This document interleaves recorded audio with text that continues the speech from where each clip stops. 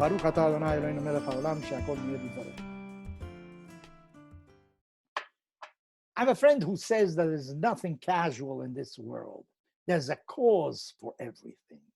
And maybe it isn't casual that we are right now confronting COVID-19, a bacteria, a virus, even smaller than the bacteria, that we can't really identify with our eyes. You need a very powerful microscope to know what it is.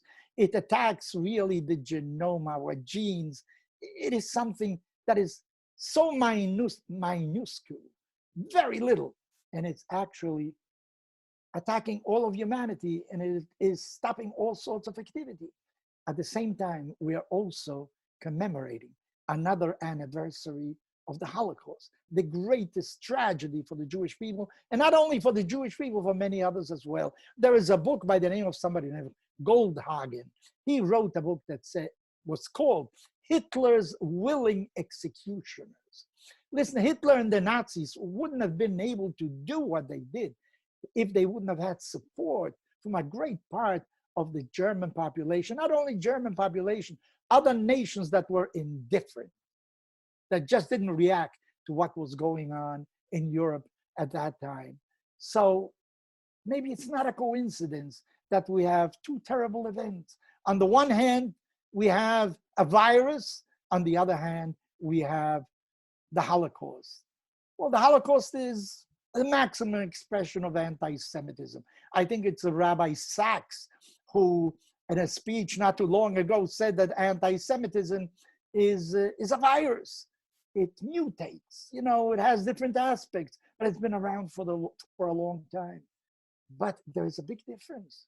The difference is that nature is responsible for the virus. On the other hand, Holocaust is man-made. Man did that to other men. How is that possible? It goes beyond our comprehension. How can man be so cruel? You know, many question, where was God at the time?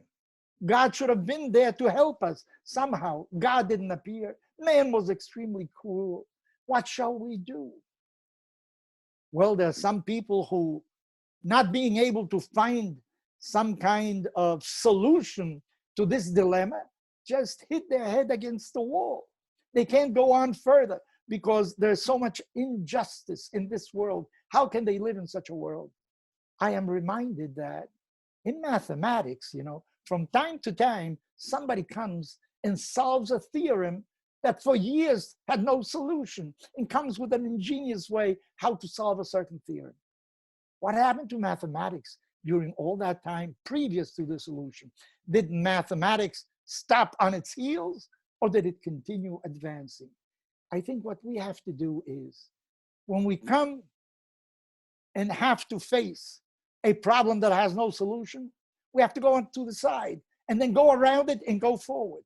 We cannot stop because we have no answer to a certain enigma, to a certain situation for which we have no explanation in this world. Life has to continue on because there are things that are beyond our comprehension. We just can't dilute it. We can't solve it. We can't show a response to it really, but life must go on. And I think this is actually wonderful what has happened. Look at the state of Israel. Look at the Jewish people. Hitler wanted to erase forever the Jewish people. No more study of the Torah, nothing. And to the contrary, there's more study of the Torah today than ever. Hitler wanted to do away with the Jewish family. And I know that after the war, many didn't want to have any children. How are they going to bring children into such a cruel world? Some had one child. Today you see something different. People have more children. There is a growth of the Jewish population, and that is the response to the Holocaust. The response to the Holocaust is to continue living, even though we have no answers for what happened. Well, that is one of the many problems for which we have no reply. But on the other hand, we have to continue going ahead, making this a better world, never forgetting what happened, but go forward. And forward shall we go in the years ahead in order to contribute to humanity as the Jewish people has done for centuries.